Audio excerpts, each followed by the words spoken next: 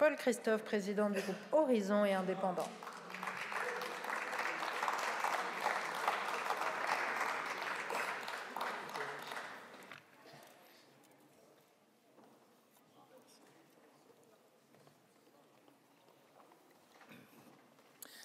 Madame la Présidente, Monsieur le Premier ministre, Mesdames et Messieurs les ministres, Mesdames et Messieurs les députés, mes chers collègues, en votant la motion de censure de décembre, vous avez certes fait tomber le gouvernement Barnier par pure ambition politique, mais vous avez surtout entraîné notre pays dans une impasse budgétaire qu'elle n'avait pas connue depuis 62 ans.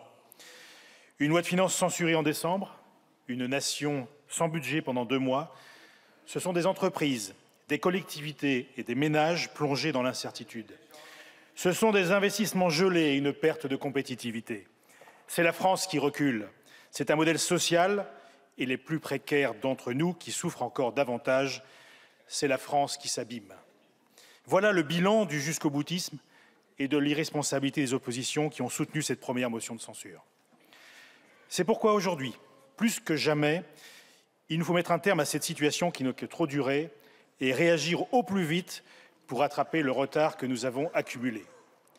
S'il fallait s'en convaincre, il suffit d'observer la Chine et les États-Unis qui ont commencé l'année en prenant des mesures concrètes pour favoriser leurs entreprises dans une guerre commerciale qui ne fait que commencer. À l'inverse, faute de budget, faute de visibilité, nos entreprises françaises attendent encore de pouvoir prendre toute leur place dans cette concurrence de plus en plus difficile. Nos partenaires européens, eux non plus, ne nous ont pas attendus pour avancer et pour innover. Sur tous les domaines, peu à peu, la France décroche. Voilà, mesdames et messieurs, les conséquences directes pour nos concitoyens de la censure. Notre déficit a dépassé 6% en 2024. Ce n'est plus tenable, c'est ça la réalité. L'ensemble des forces vives de notre pays, les chefs d'entreprise, les salariés, les indépendants, les élus locaux, les artisans, les commerçants, les agriculteurs, tous nous appellent au sursaut et à l'action. Mais vous refusez de les entendre. Notre vision, c'est celle d'une France ambitieuse, réformatrice, solidaire et novatrice. La vôtre, celle d'une France morose, immobile, divisée et surtaxée. Vous l'aurez compris, nous soutenons le compromis trouvé en commission mixte paritaire sur le projet de loi de finances. Nous le soutenons car il permettra des avancées nécessaires à l'amélioration du quotidien des Français.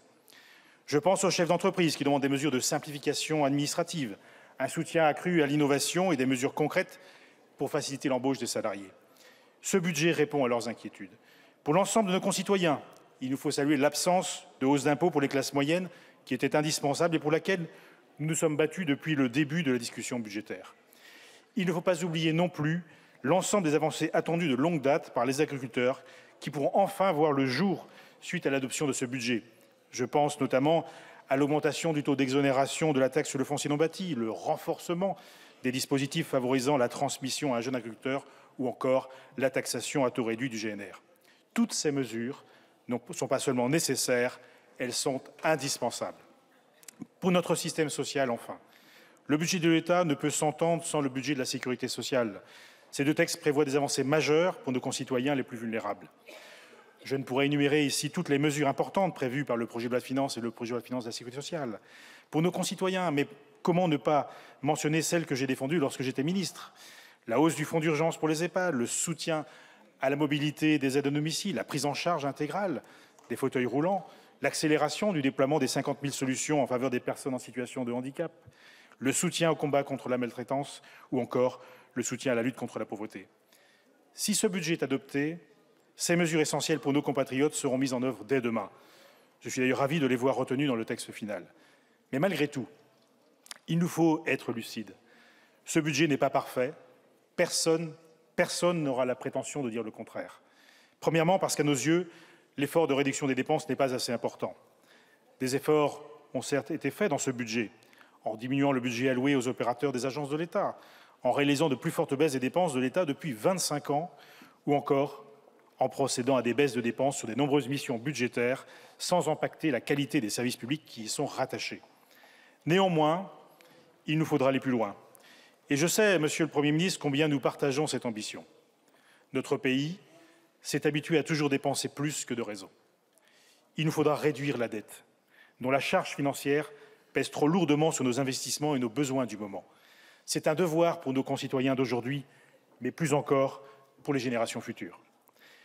Nous ne pouvons plus faire abstraction de l'enjeu démographique sans mettre en péril notre système de protection sociale. Supprimer chaque euro dépensé, qui n'est pas un euro utile pour le Français, c'est le défi que nous devons relever dès le prochain projet de loi de finances pour 2026. Avec mes collègues du groupe Horizon et Indépendants, nous sommes prêts à y travailler, Monsieur le Premier ministre, et à y travailler à vos côtés. Deuxièmement, à nos yeux, ce budget comporte trop de hausses d'impôts alors que nous sommes connus comme le pays le plus taxé au monde. La hausse de la fiscalité ne peut être la solution de tous nos maux. Une fois ce constat dressé, une conclusion s'impose. Bien qu'imparfait, le projet de loi de finances doit être adopté. Ce budget, nous l'avons amendé et nous avons obtenu des avancées. Oui, grâce au groupe Horizon Indépendant, le prêt à taux zéro sera étendu au neuf sur l'ensemble du territoire. C'est une réponse concrète à la crise du logement que subissent nos concitoyens. Oui, grâce au groupe Horizon Indépendant, le dispositif de monétisation des RTT sera prolongé pour 2 ans pour soutenir la France qui travaille et pour redonner du pouvoir d'achat à nos compatriotes. Oui, nous avons fait ce travail en parlementaires responsables. Nous ne tomberons pas dans l'irresponsabilité de ceux qui jouent contre les institutions. Je veux le dire à nos concitoyens, nous ne faisons pas d'illusions. Celles et ceux qui soutiennent cette motion de censure ne s'intéressent pas à la France, mais poursuivent seulement un but politique, celui de prendre le pouvoir en semant le chaos. Mais la question est à quel prix?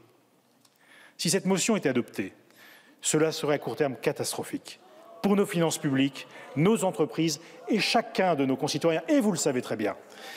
Nous avons déjà mesuré le coût de la première censure en décembre. Nous savons trop combien il en coûterait à notre pays si cela devait se reproduire. Chers collègues, gouverner, ce n'est pas mettre le pays en péril, c'est faire des choix, parfois difficiles, mais toujours guidés par l'intérêt général. Le courage, c'est de ne pas faire écho aux applaudissements imbéciles et aux huées fanatiques. Plus que jamais, ces mots de Jean Jaurès doivent nous rappeler que le débat démocratique exige du courage et de la lucidité et qu'il faut toujours préférer l'exigence au devoir, à la facilité de l'immobilisme. Pour conclure, Monsieur le Premier ministre, Mesdames et Messieurs les ministres, mes chers collègues, notre engagement est clair. Défendre les intérêts des Français, garantir la stabilité institutionnelle et agir en responsabilité. C'est pour cela, Monsieur le Premier ministre, que le groupe Horizon Indépendant vous soutient et ne votera pas cette motion de censure. Je vous remercie. Merci beaucoup, Monsieur le Président. La parole est à présent à Monsieur Charles de Courson pour le groupe Liberté, Indépendants, Outre-mer et Territoires, rapporteur général.